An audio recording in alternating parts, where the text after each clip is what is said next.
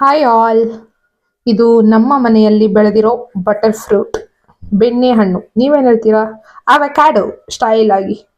So ಇದು ನಮ್ಮ ಮನೆಯಲ್ಲೇ ಬೆಳೆದಿರೋದು. ಸೊ ಇವಾಗ ನಮ್ಮೂರಲ್ಲಿ ನಾವು ಇದನ್ನ ಹೆಂಗೆಂಗೋ ತಿಂತಾರೆ, ಅಂದ್ರೆ ಟೋಸ್ಟ್ ಮೇಲೆ ಎಲ್ಲ ಹಾಕೊಂಡು ಅಂಡ್ ಏನ್ ಹೇಳ್ತಾರೆ, ಜ್ಯೂಸ್ ಮಾಡ್ಕೊಂಡು ಮಿಲ್ಕ್ ಶೇಕ್ ಎಲ್ಲ ಮಾಡ್ಕೊಂಡು ಕುಡಿತಾರೆ. ಬಟ್ ನಮ್ಮೂರಲ್ಲಿ ನನಗೆ ಗೊತ್ತಿರೋ ಹಂಗೆ ಇದನ್ನ ಒಂದು ಹಾಗೆ ಸಪ್ಪೆನೆ ತಿಂತಾರೆ, ಇಲ್ಲ ಅಂದ್ರೆ ನಾವು ಇದನ್ನ ಸಕ್ಕರೆ ತುಪ್ಪ ಹಾಕೊಂಡು ತಿಂತೀವಿ. ಸೊ ಅನ್ಹೆಲ್ದಿ ಅಂತ ಅನ್ನಿಸ್ಬೋದು, but butter fruit is a good source of vitamins and minerals. ಬಿದ್ದೇ ಹೋಯ್ತು. ಸೊ ಹಾಗಾಗಿ ಪರವಾಗಿಲ್ಲ, ಒಂದೊಂದ್ಸತಿ ಅಪರೂಪ ತಿನ್ನೋದಲ್ವಾ, ತಿನ್ನೋಣ. ಎಲ್ಲ ಇರಬೇಕು ಜೀವನದಲ್ಲಿ ಅಲ್ವಾ? ಸೊ ಹಾಗಾಗಿ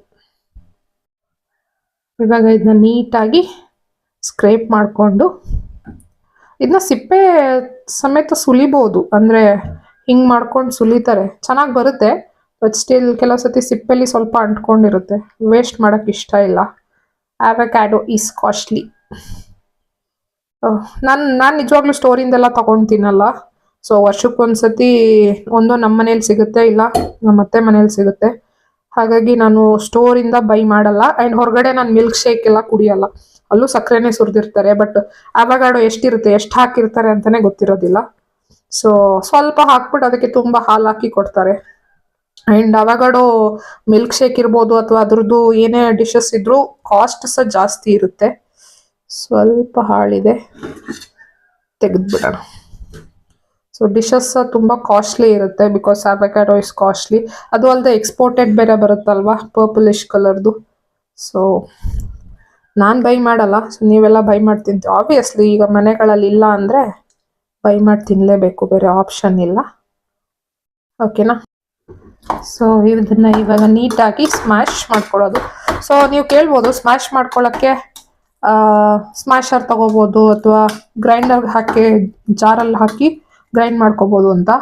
ಬಟ್ ಏನಂದ್ರೆ ಅದೆಲ್ಲ ಫುಲ್ ನೈಸ್ ಆಗಿ, ಅಂದ್ರೆ ಏನ್ ಹೇಳ್ತಾರೆ, ನೈಸ್ ಆಗೋಗಿರುತ್ತಲ್ಲ, ಸೊ ಅದು ತಿನ್ನಕ್ ಚೆನ್ನಾಗಿರಲ್ಲ.